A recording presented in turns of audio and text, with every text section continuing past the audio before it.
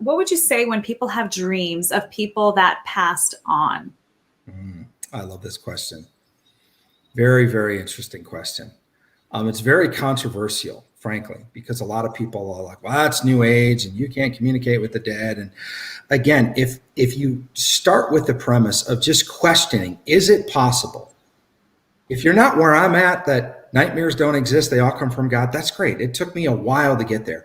But just write it down and consider the possibility, is this dream from God? And don't prejudge it, and don't say it's witchcraft, and don't say it's speaking with the dead and necromancy and all that. Just stop with the labels, just write it down and say, what is God showing you? A lot of times, now the other thing that we say about dreams is people will be like, well, what did the car mean? Always, always, always, always, always 100% depends upon context. And the same way with a dead person.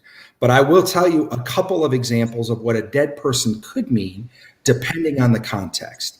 It may relate to a generational bloodline issue that God is addressing. I've had people dream of their mom and their grandma all at the same time, and they were all on their mother's side, and they were all wounded in their foot, and it had to do with a limiting of their ability to spread the good news because of a generational wounding. You know, and so as you dig into the details of these dreams and you realize that every symbol is important and God is not arbitrary. He's not just throwing out a jigsaw puzzle of random stuff for you to get frustrated at and throw it all in the box. Like, he's going to make sense to very you. specific. It can also represent a time frame in your life. People are like, I had a dream that I was with my ex-boyfriend in college and he passed away. What does that mean? And is God telling me I'm still in love with him and I have a soul tie? No, God could just be referring to that time in your life, and he wants to address something from that time frame.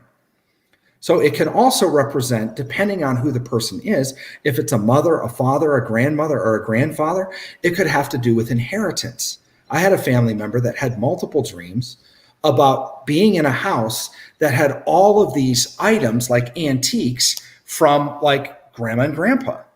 And I'm like, wow, that's fascinating, because to me, that's talking about the rich inheritance that we have.